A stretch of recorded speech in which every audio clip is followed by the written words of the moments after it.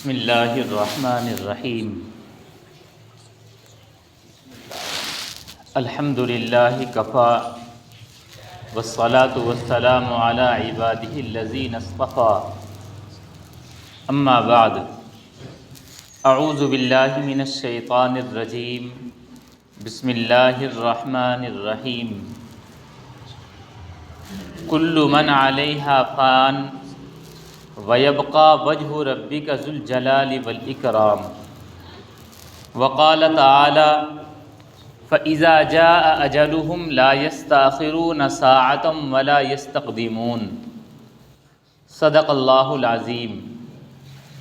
وقال النبی صلی اللہ علیہ وسلم الکیس من دان نفسہ وعمل لما بعد الموت او کما قال علیہ الصلاۃ والسلام۔ موت کو سمجھے غافل اختتام زندگی، موت کو سمجھے غافل اختتام زندگی، ہے یہ شام زندگی صبح دوام زندگی۔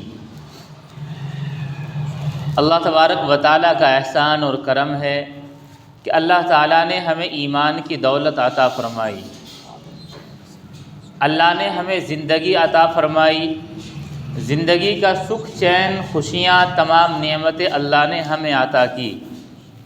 ہم ان تمام نعمتوں پر اللہ تبارک و تعالیٰ کا شکر ادا کرتے ہیں۔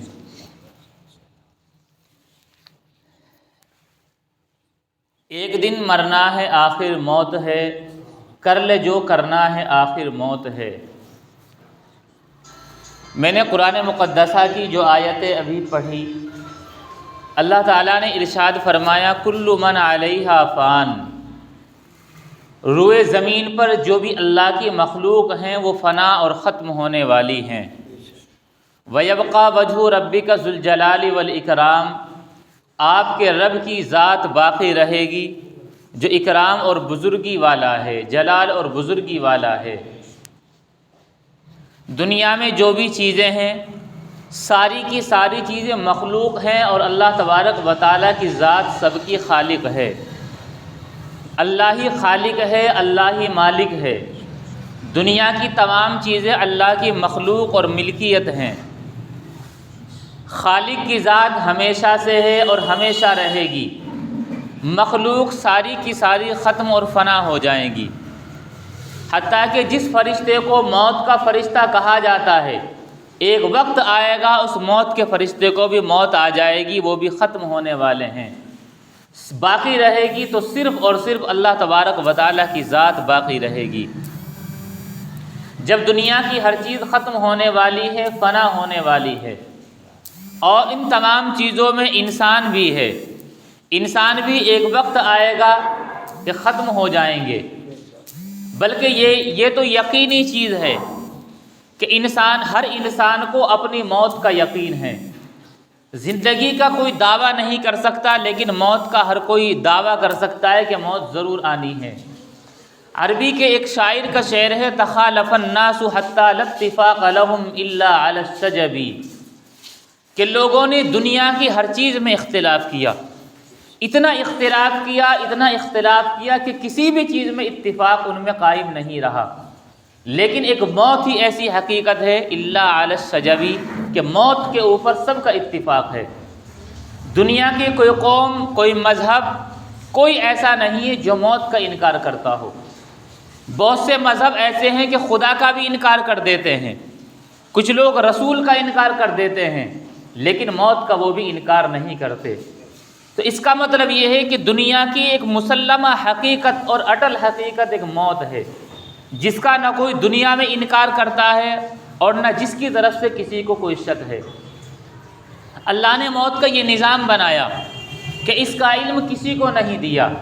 ان اللہ عندہ علم الساعہ، قیامت کا علم اللہ کو ہے۔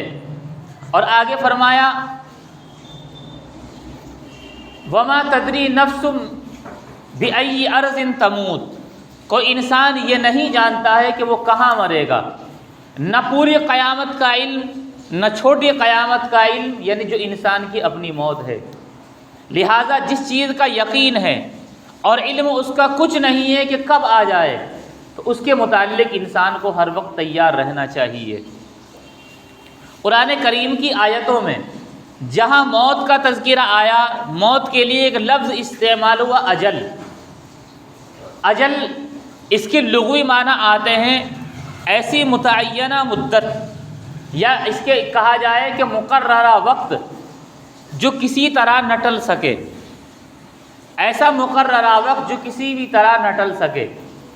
اور یہ لفظ موت کے لیے استعمال ہوا ہے کیونکہ موت وہ چیز ہے جس کے متعلق قرآن کریم کے اندر آیا فَإِذَا جَاءَ أَجَلُهُمْ، جب ان کا مقررہ وقت، اور اسی اجل اسی مقررہ وقت کی کہتے ہیں موت، جب ان کی موت آ جائے، موت آنے لگے، اس کا وقت پورا ہو جائے، لا يستأخرون ساعة ولا يستقدمون، نہ وہ ایک لمحہ وہ لوگ اس متعینہ وقت سے آگے بڑھ سکتے ہیں نہ پیچھے ہٹ سکتے ہیں۔ اگر کسی کا موت کا وقت متعین ہو چکا کہ اس دن مرے گا، جو کہ اللہ کو معلوم ہے، تو اس وقت سے نہ تو پہلے انسان مر سکتا ہے نہ بعد میں۔ کچھ لوگوں کو اعتراض ہوتا ہے کہ اگر ایک آدمی خودکشی کر کے مر جائے تو ایسا لگتا ہے کہ وہ وقت سے پہلے مر گیا۔ مرا اپنے ہی وقت پر ہے، اللہ کو معلوم تھا۔ سبب کچھ بھی ہو سکتا ہے، یا تو اتفاقی موت ہوتی، یا یہ کہ اس نے اختیار اس سبب کو کیا، لیکن موت اپنے ہی وقت پر آئی، سبب بدل گیا ہے۔ موت کا وقت متعین ہے، اپنے ہی وقت پر آئے گی۔ اور جب موت کا وقت آ جائے، نہ ایک گھڑی انسان آگے ہو سکتا ہے نہ پیچھے ہو سکتا ہے۔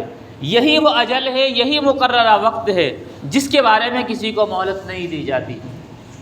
تاریخ کے اندر مختلف واقعات موجود ہیں، حتیٰ کہ واقعہ حضرت عیسیٰ علیہ السلام کا بھی موجود ہے کہ جس وقت ان کی والدہ کو کہ موت کا وقت قریب ہوا، موت کا فرشتہ سامنے آیا، تو انہوں نے بھی موت کے فرشتے سے یہ درخواست کی کہ کچھ وقت رک جائیں، میرے بیٹے آنے والے ہیں، لیکن موت کے فرشتے نے انہیں بھی اجازت نہیں دی۔ حضرت سلیمان علیہ السلام کے پاس موت کا فرشتہ آیا، اجازت چاہی، آپ نے فرشتے سے درخواست کی کہ اگر آپ میری روح قبض کر لو گے تو یہ جو مسجد اقصیٰ کی تعمیر کا کام چل رہا ہے، جو جناتوں کے ذریعے چل رہا ہے، یہ سرکس شیاطین ہیں، سرکس جنات یہ کام نہیں کریں گے، میرے خوف سے کر رہے ہیں، کام ادھورا رہ جائے گا۔ انہوں نے کہا میں کسی کو مہلت نہیں دیتا ہوں، جہاں تک اللہ کے گھر کی تعمیر کا معاملہ ہے تو اللہ خود جانے۔ چنانچہ آپ اپنی کرسی پر سہارا لگائے بیٹھے تھے کہ فرشتے نے روح قبض کر لی، موت نے مہلت نہیں دی، اور تعمیر کا بھی اللہ نے انتظام فرمایا، جب تک تعمیر مکمل نہیں ہو آپ اسی حالت میں بیٹھے رہے۔ فرشتے سوچتے رہے، جنات سوچتے رہے کہ یہ مر گئے ہیں، کہ ابھی زندہ ہیں، لیکن جس وقت جس لکڑی پر ٹیک لگائے بیٹھے تھے اسے دیمک نے کھا لیا۔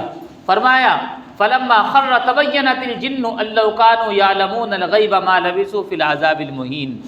جناتوں کے دماغ میں سے غلط فہمی یہ نکالنی تھی کہ ہمیں تو غیب کا بھی پتہ ہے، لیکن جس وقت حضرت سلیمان علیہ السلام کی روح قبض ہوئی انہیں پتہ نہ چلا، وہ بیٹھے رہے اور ایسا لگتا رہا کہ گویا کہ زندہ ہیں، لیکن جس وقت وہ وقت پورا ہو چکا اور تعمیر مکمل ہو چکی، اب اللہ کی مصلحت تھی، وہ اچانک گر گئے۔ اب جانچنے کے بعد محسوس ہوا کہ ان کی تو وفات کافی پہلے ہو چکی ہے۔ اب جنات اپنی عقلوں پر ماتم کر رہے ہیں، کہہ رہے اللہ کانوا یعلمون الغیب، کاش کہ ہم لوگ غیب کی باتیں جانتے، ہمیں پتہ چل جاتا کہ یہ مر چکے ہیں، ان کا انتقال ہو چکا ہے۔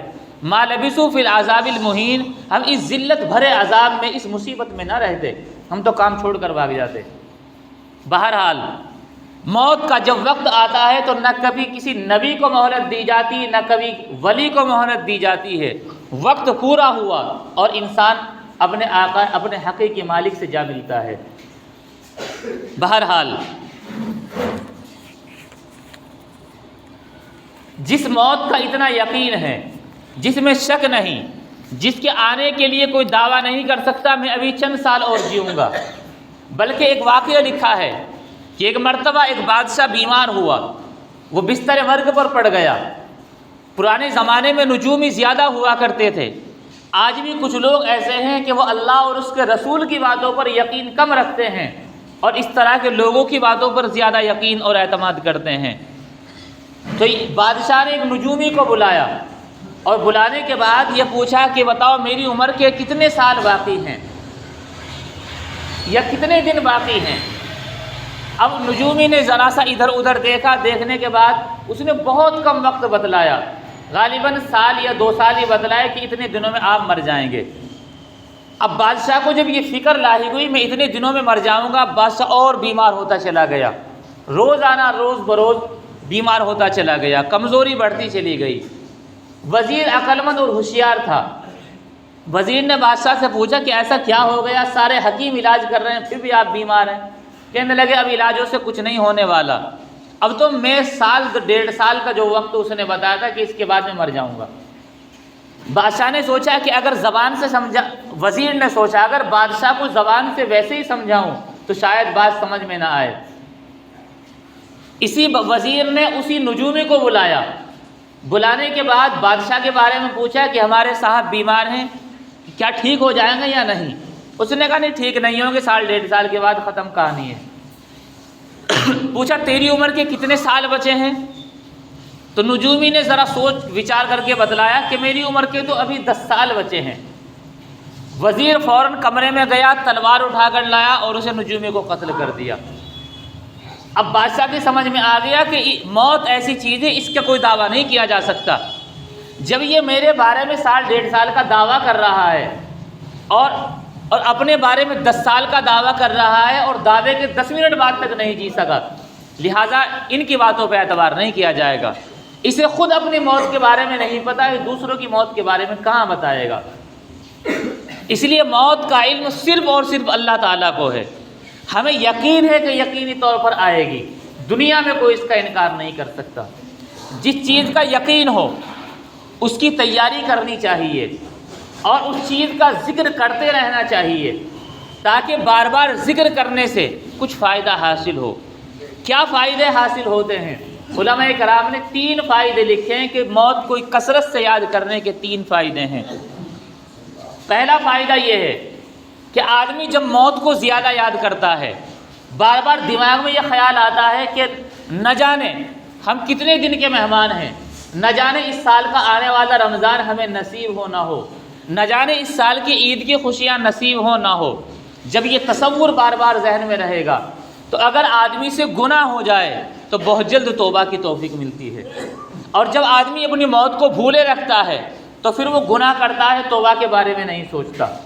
موت کو زیادہ یاد کرنے کا پہلا فائدہ یہ ہے کہ گناہ کرنے کے بعد توبہ کی بہت جلد توفیق ہو جاتی ہے، چونکہ اس سے فکر لگی رہتی ہے کہ تیری موت کا کچھ نہیں پتہ۔ دوسرا فائدہ یہ ہے کہ موت کو زیادہ یاد کرنے والا حرص اور طمع یعنی لالچ میں مبتلا نہیں ہوتا۔ اگر ہمیں کچھ علم نہ ہو، ہم موت کے بارے میں نہ سوچیں تو ہم دنیا کی اس قدر حرص، اس قدر ہوس اپنے دلوں میں بٹھا لیں گے اور ہم یہ سمجھیں گے شاید ابھی تو 1000-2000 سال باقی ہیں۔ اور جب موت زیادہ یاد رہے گی تو آدمی کے دل سے حرص نکل جائے گا، بلکہ قناعت دل میں پیدا ہوگی، اللہ کا شکر کرنے والا بنے گا۔ اگر ہمارے دماغ میں اور دل میں خیال نہ آئے موت کا تو آدمی اللہ جو بھی جتنا بھی دے پھر بھی ہوس رہتے یا اللہ مجھے تو کم دیا، اسے بہت زیادہ دے رکھا ہے، اللہ میں بھی تو تیرا بندہ تھا مجھے بھی 2-4 کروڑ دے دیتا اور بھی، تو یہ آدمی ناشکرا بنتا ہے۔ اور اگر موت کے بارے میں کچھ نہیں پتہ تو آدمی ایک وقت کی روٹی کھانے کے بعد بھی شکر ادا کرتا ہے، اللہ تیرا شکر اب کی کھا لی، چونکہ مجھے اس دنیا کا نہیں پتہ میں اس کے لیے کیا اتنا کچھ اکٹھا کروں۔ تو موت کو یاد کرنے والا دنیا کی حرص اس کے دل سے نکلتی ہے، اللہ کے شکر کرنے کا جذبہ پیدا ہوتا ہے، قناعت جو بزرگوں اور ولیوں کی صفت ہے وہ اس کے اندر پیدا ہوتی ہے کہ تھوڑا مل گیا صبر کر کے اسے استعمال کر لیا۔ تیسرا، موت کو کثرت سے یاد کرنے والا موت کو ہر وقت اپنے لیے حاضر سمجھتا ہے کہ نہ جانے اگلی گھڑی ہمیں نصیب ہو نہ ہو۔ پھر جب موت کا ہر وقت استحضار رہتا ہے تو ایسا آدمی عبادت بھی اللہ تعالیٰ کی اچھے سے کرتا ہے۔ جیسے اللہ کے نبی صلی اللہ علیہ وسلم نے فرمایا کہ تم اللہ کی عبادت اس طرح کرو گویا کہ تم یہ آخری نماز پڑھ رہے ہو، ذہن میں یہ ہو کہ ہو سکتا ہے مجھے اس نماز کے بعد اگلی نماز کی توفیق نہ ہو، میری روح پرواز ہو جائے، تو کم از کم آخری نماز تو اچھی پڑھ لوں، کیونکہ اسے اس نماز کے بعد موت کا استحضار ذہن میں ہے، تو نماز بھی ایسی پڑھے گا جو اللہ تبارک و تعالیٰ کے یہاں قبول ہوگی۔ اس نماز میں اللہ تبارک و تعالیٰ کی جلالت شان اور کبریائی پوری موجود رہے گی، تو اچھی نماز اچھی عبادت ہوگی۔ تو موت کو کثرت سے یاد کرنے کے یہ 3 فائدے حاصل ہوتے ہیں۔ بہرحال میں نے شروع میں ذکر کیا تھا کہ قرآن کریم میں جہاں بھی موت کے متعلق بیان ہوا، اللہ تعالیٰ نے لفظ استعمال کیا اجل، مقررہ اور متعینہ مدت جو نہ ٹل سکے۔ ایک اجل اور موت ہوتی ہے فرد کی، ایک انسان کی، اسے ہم موت کہتے ہیں کہ ہمارے رشتہ داروں میں، تعلق داروں میں کوئی ہمیں چھوڑ کر چل دیا اور ہم اس کی تدفین کا انتظام کر رہے ہیں، یہ فرد کی موت ہے۔ کبھی موت ہوتی ہے پوری قوم کی، پوری قوم کی موت یہ ہے کہ اللہ تبارک و تعالیٰ نے اس پوری قوم کو ترقی دی تھی، عروج دیا تھا، دنیا پر حکومت دی تھی، لیکن یہ اپنی بدبختی کی وجہ سے آج اس کے اوپر زوال آ گیا، دنیا کی سلطنت اس سے چھن گئی، آج دنیا کی نظروں میں یہ ذلیل و خوار ہو گئی۔ یہ پوری قوم کی موت ہے، کیونکہ ایسی زندگی کوئی کام کی نہیں کہ عزت کے بعد ذلت انہیں مل رہی ہے، صرف اپنے برے اعمال کی وجہ سے۔ ایک اجل اور موت ہوتی ہے پوری کائنات کی، جسے ہم قیامت کہتے ہیں۔ ہمارا ان تمام چیزوں پر ایمان ہے، اپنی موت پر بھی یقین ہے، پورے عالم کی موت پر، جب دنیا ختم ہو جائے گی، یہ تو ہمارے ایمان کا جز ہے، اور قوموں کے عروج زوال پر بھی ہمارا ایمان اور یقین ہے، یہ بھی سب اللہ تبارک و تعالیٰ کی طرف سے ہی ہوتا ہے۔ تو جب ہمیں موت کا، قیامت کا، ہر چیزوں کا علم ہے، تو ہمیں زندگی ایسی گزارنی چاہیے۔ اللہ کے نبی صلی اللہ علیہ وسلم نے فرمایا، کن فی الدنیا کأنک غریب او عابر السبیل، تم اس دنیا کے اندر اس طرح رہو گویا کہ تم اجنبی ہو، تمہیں اس دنیا سے کوئی لگاؤ اور دلی محبت نہیں ہونی چاہیے، یا اس طرح رہو جیسے مسافر جب سفر میں چلتا ہے تو وہ جتنا ضرورت کا سامان ہوتا ہے صرف اتنا ہی لیتا ہے کہ جس کے بغیر کام نہ چل سکے، اور کہیں ٹھہرا ایک عارضی قیام گاہ بنائی اور چھوڑ کر چل دیا۔ یہ دنیا کی زندگی اصل زندگی نہیں ہے، بلکہ اس زندگی کے بعد اصل زندگی شروع ہوگی، جس زندگی کو ہم حقیقی زندگی سمجھ رہے ہیں۔ اس زندگی کی شام ہو جانا، اس زندگی کا ختم ہونا، وہ اصل زندگی کی صبح ہوتی ہے۔ وہ ایسی زندگی کی صبح ہوگی کہ جس کا کوئی اختتام نہیں، جو کبھی ختم ہونے والی نہیں۔ ہر فرد کی اپنی موت آنی ہے، سب کو اس بات کا یقین ہے، تو اسی لیے موت کی تیاری کرنی چاہیے، اس کا استحضار ہر وقت ذہن میں رہنا چاہیے۔ حضرت عثمان غنی رضی اللہ عنہ، اللہ کے نبی صلی اللہ علیہ وسلم کے داماد ذو النورین، جنہیں اللہ کے نبی صلی اللہ علیہ وسلم کی یکے بعد دیگر 2 بیٹیوں سے جن کا نکاح ہوا، کیسا نور ان کی جھولی میں آیا، اسی لیے ذو النورین کہا جاتا ہے۔ کہ حضرت عثمان غنی رضی اللہ عنہ کے متعلق لکھا ہے، جب آپ کسی قبر کے پاس سے گزرتے یا کسی قبر کو دیکھتے تو دیکھ کر رونے لگتے، اور اتنے روتے کہ آنکھوں سے آنسوؤں کی جھڑیاں لگ جاتی، اس قدر روتے۔ آپ کے اصحاب اور آپ کے ساتھی آپ سے معلوم کرتے کہ آپ قبر کو دیکھ کر اس طرح کیوں روتے ہیں، تو آپ فرماتے کہ میں اس لیے روتا ہوں کہ قبر آخرت کی منزلوں میں سے سب سے پہلی منزل ہے، جس شخص کی یہ منزل آسان ہو گئی، آخرت کی تمام منزلیں اس کے لیے آسان ہیں۔ اس قبر میں جانا سب کا یقینی ہے، یہ دنیا ایک دن چھوڑ کر سب کو جانا ہے، تو اس لیے اس قبر کی تیاری کرنی چاہیے۔ اس قبر میں ہمارے صرف اعمال کام آئیں گے، وہ اعمال جو ہم نے دنیا میں کیے، وہ بھلائیاں جو ہم نے دنیا میں کی۔ انسان مر جاتا ہے، فارسی کے شاعر کا شعر ہے، حضرت شیخ سعدی رحمۃ اللہ علیہ کا شعر ہے کہ قارون ہلاک شد چہل خانہ گنج داشت، نوشیروان مرد کے نامے نکو گزاشت۔ کچھ لوگ مرتے ہی مر جاتے ہیں، اور کچھ لوگ مرنے کے بعد بھی بہت دنوں تک زندہ رہتے ہیں۔ وہ زندگی ایسی ہوتی ہے کہ قارون جو چہل خانہ گنج داشت، خزانے کے 40 محل خزانوں سے بھرے ہوئے رہتے تھے جس کے، وہ مر گیا، دنیا میں کوئی نام لیوا نہیں۔ دنیا میں قارون کے بعد کسی نے اپنے بیٹے کا نام قارون نہیں رکھا۔ اور نوشیرواں نمرد کے نامے نکو گزاشت، نوشیرواں جو ایک عادل اور انصاف پسند بادشاہ گزرا ہے، وہ آج تک نہیں مرا۔ اس لیے نہیں مرا، بظاہر تو موت آ گئی، لیکن دنیا میں اس نے انصاف کیا، ہر کسی کو اس کا حق دلایا، اس لیے وہ آج بھی لوگوں کے دلوں میں زندہ ہے۔ صحابہ رضی اللہ عنہم دنیا سے پردہ کر چکے لیکن آج بھی زندہ ہیں، وہ اپنی قبروں میں بھی آرام کر رہے ہیں، ہمارے دلوں میں بھی زندہ ہیں۔ صحابہ کرام کی محبت ہمارے دلوں میں اتنی جوش مارتی ہے جتنی ماں باپ کی محبت کی غیرت ہمارے دلوں میں جوش مارتی ہے۔ تو انسان یہ کوشش کرے کہ جب یہ دنیا چھوڑنی ہے تو مجھے اس دنیا کی چھوڑنے کے بعد بھی لوگوں کے دلوں میں زندہ رہنا ہے۔ کسی کا شعر ہے کہ زندگی کچھ ایسی جیو کہ دنیا رشک کرے، زندگی کچھ ایسی جیو کہ دنیا رشک کرے، موت جب آئے تو ایسی ہو کہ دنیا دیر تک ماتم کرے۔ تو زندگی اس موت کو اگر بہتر بنانا ہے، آخرت کی زندگی کو بہتر بنانا ہے تو اس دنیا کی زندگی کو بہتر بنانا پڑے گا۔ اس میں سب کے حقوق ادا کرنے ہوں گے، ماں باپ سے لے کر بیوی بچوں تک، پڑوسیوں سے لے کر بڑے چھوٹوں تک سب کے حق ادا کرنے والے بنے، اللہ کے حق کے ساتھ ساتھ بندوں کا حق ادا کرنے والے بنے، تو یقیناً مرنے کے بعد بھی زندہ رہا جا سکتا ہے۔ نہیں تو انسان زندہ رہتے ہوئے بھی مر جاتا ہے، کیونکہ جس کا ضمیر مر گیا، جس کی انسانیت ختم ہو گئی، تو اس آدمی کا جینا اور مرنا برابر ہے۔ جس کے لیے لوگوں کے دلوں میں محبت اور عظمت کچھ نہ ہو، ایسا آدمی کا جینا مرنا کوئی معنی نہیں رکھتا ہے۔ بہرحال اللہ تبارک و تعالی ہم سب کی زندگی کو بھی بہتر بنائیں، موت کو بھی اور آخرت کی زندگی کو بھی بہتر بنائیں۔ موت ایسی حقیقت ہے اور قبر کی منزل ایسی ہے کہ اس کا کسی کو انکار نہیں۔ ایک واقعہ بیان کیا کہ اللہ کے نبی صلی اللہ علیہ وسلم کے بہت قریبی صحابی حضرت سعد بن معاذ رضی اللہ عنہ، جب ان کا انتقال ہوا، نماز جنازہ آپ صلی اللہ علیہ وسلم نے ہی پڑھائی۔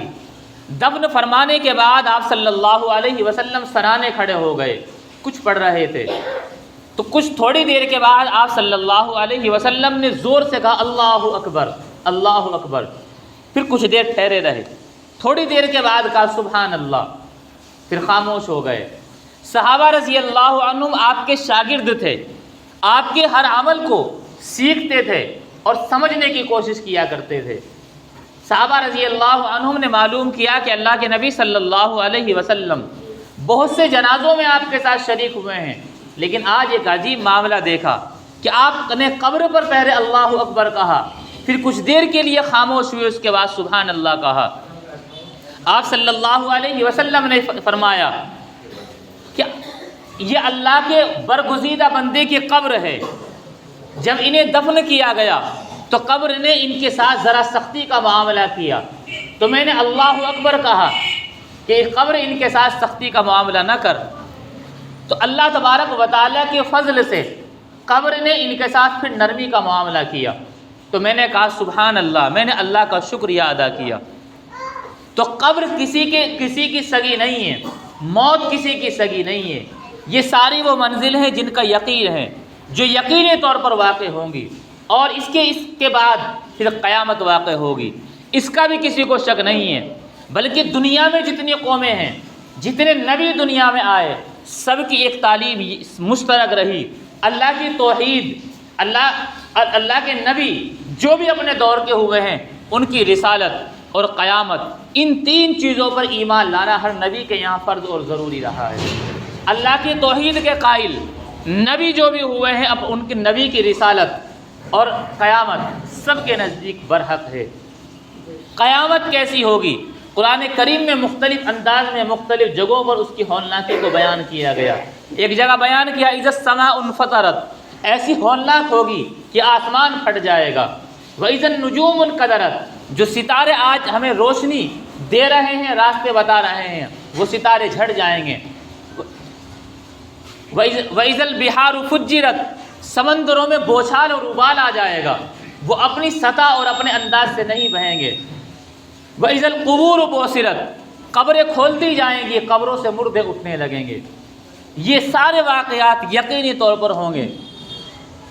عَلِمَتْ نَفْسٌ مَا قَدَّمَتْ وَأَخَّرَتْ، وہ ایسا منظر ہوگا انسان اپنے اگلے اور پچھلے تمام اعمال کو جان لے گا، کیا کر کے آیا، کیا چھوڑ کے آیا، سب کچھ جان لے گا کیا ہو رہا ہے۔